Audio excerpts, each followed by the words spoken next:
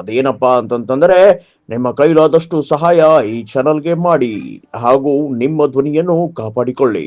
ಅಂದ್ರೆ ಈ ಒಂದು ಸಮಸ್ಯೆ ಇಲ್ಲದ ಸಮಸ್ಯೆ ಇಲ್ಲದನ್ನು ಇಟ್ಕೊಂಡು ಇವರು ಆಗಿ ಮಾಡಿಕೊಳ್ಳುವಂಥದ್ದು ಇವೆಲ್ಲ ಇವತ್ತು ಚಂದ್ರ ಮಹಾಶಯ ಕಾರಣದಿಂದ ದೊಡ್ಡದಾಗಿದೆ. ಆದರೂ ಸಹಿತ ನಮ್ಮ ಡಿ ಕೆ ಶಿವಕುಮಾರ್ ಅವರು ನಾವು ಬಲ ಪ್ರದರ್ಶನ ಮಾಡೋದಿಲ್ಲಪ್ಪ ಅಂತ ಇನ್ನೂ ಗಟ್ಟಿಯಾಗಿ ಮಾತಾಡ್ತಾರೆ. ಒಳಗಿರ್ಬೋದೇನೋ, ಯಾಕಂದ್ರೆ ಒಳ್ಳೆ ಬುದ್ಧಿವಂತ ರಾಜಕಾರಣಿ ಆಗಿದ್ದಾರೆ ಇವತ್ತು ಅವರು.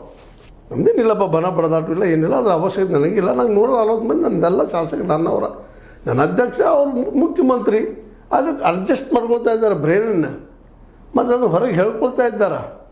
ಇದರ ಲಾಭ ಯಾರಿಗೆ ಆಗೋದಂದ್ರೆ ಡಿ ಕೆ ಶಿ ಅವ್ರಿಗೆ ಆಗೋದು. ಇದರಲ್ಲಿ ಎರಡು ಮಾತು ಇಲ್ಲ. ಈಗ ಒಂದು ವೇಳೆ ಸಪೋಸ್ ಏನಾದರೂ ಕುರ್ಚಿ ಬದಲಾಗೋದಿಲ್ಲ, ಸಿದ್ದರಾಮಯ್ಯರದು ಅವರೇ ಸಿ ಎಮ್ ಅನ್ನೋದು ಗ್ಯಾರಂಟಿ, ಅದೊಂದು ಗ್ಯಾರಂಟಿ. ಆದರೆ ಆ ಗ್ಯಾರಂಟಿ ಇದೇ ರೀತಿ ಮುಂದುವರೆದ ಸಿದ್ದರಾಮಯ್ಯ ಬಣದವರು ಅದು ಅನ್ಸೇಫ್ಡ್, ಸುರಕ್ಷಿತ ಅಲ್ಲ. ಡಿ ಕೆ ಶಿವಕುಮಾರರ ನಾಯಕರನ್ನಾಗೆ ಇವರು ಬಣದವ್ರು ಮಾಡ್ತಾ ಇದ್ದಾರೆ.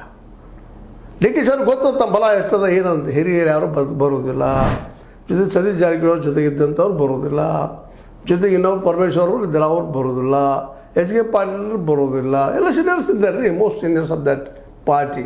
ಎಂ ಬಿ ಪಾಟೀಲ್ ಅಂತ ಮೊದಲು ಬರೋದಿಲ್ಲ, ಮತ್ತು ಆ ಭಾಗದ ಕೆಲವು ಮಂದಿ ಅಷ್ಟೇ ಇದ್ದಾರೆ. ಅದಕ್ಕಿಂತ ಹೆಚ್ಚಿಗೆ ಕುಮಾರಸ್ವಾಮಿಗಳು ಇವರು ಪ್ರಬಲ ವೈರಿಗಳು. ಬಿ ಜೆ ಪಿಗೂ ಹೋದರು, ಅಲ್ಲಿ ನಮಗೆ ಕಾಡವ್ರಣ 1 ವರ್ಷನೋ 6 ತಿಂಗಳೇನೋ ಸೇಮನ್ ಮಾಡಿ ಮತ್ತು ನಮ್ಗೆ ಕೆಡವ್ರಣ ಅವ್ರಿಗೆ ಪಕ್ಕ ಗೊತ್ತದ.